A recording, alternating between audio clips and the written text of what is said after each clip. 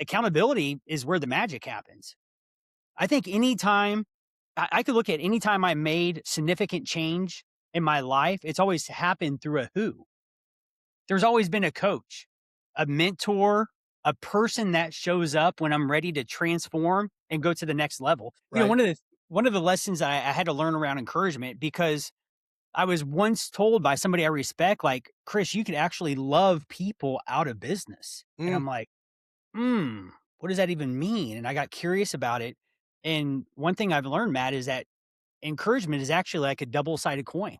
You have encouragement and then you also have challenge, mhm. right? So, encouragement, if somebody's headed a direction that they desire to head, and you could just kind of tell from conversation that they're tracking the direction of their desires, you could encourage them to keep going. But it would not make sense to encourage somebody that's not taking action. Or if they're making boneheaded decisions, I want to encourage them to keep doing that.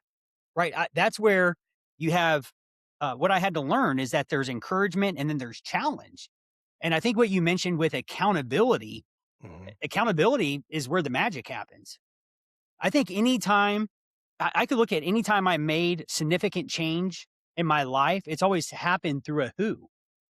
There's always been a coach, a mentor, a person that shows up when I'm ready to transform and go to the next level. It's never happened. The idea of being self-made, I don't know who came up with that idea, but I think they were delusional, man, because I don't think anybody is ever self-made. No, that's for sure. So let's get into that who, right? So you had mentioned that you said your first business coach helped you work hours that worked for your family. And Man. when you did that, you more than doubled your income.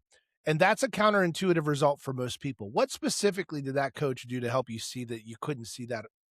What did they help you see that you couldn't see on your own after your first 9 years in business as an entrepreneur? Yeah, that's so after 9 years, I was stuck, meaning I kept getting the same results year after year. And so Mhm. at that point, I've given it everything I've got in my business and I was ready to make a change. And sure enough, a who showed up, a gentleman named Rick DeLuca from Bend, Oregon, who I just had him on my podcast channel a few months ago. Great guy. And really, what he helped me do, Matt, is he started asking me some questions I was not prepared to answer because I've never considered the questions he was asking me.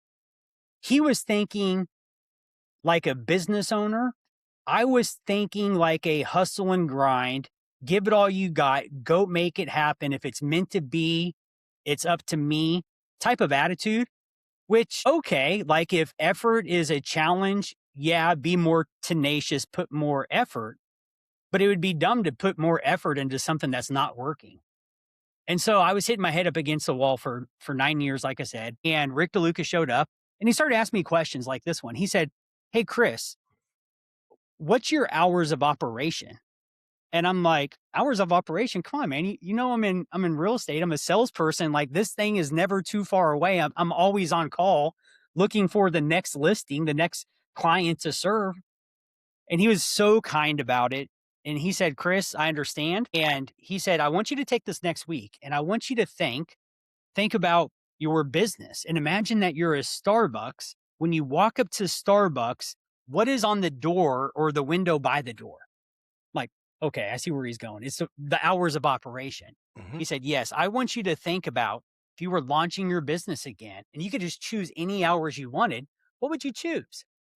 Like, oh, that's a no brainer. Like, I would pick Monday through Friday because being off on the weekends, it sounded incredible. But hey, if we're free to dream, let's go. So I said, what I told him the next week after thinking about it, I said, I would essentially work Monday through Friday, about 8:30 or 9 to 5, weekends off. He was like, okay. And he just started asking me a series of questions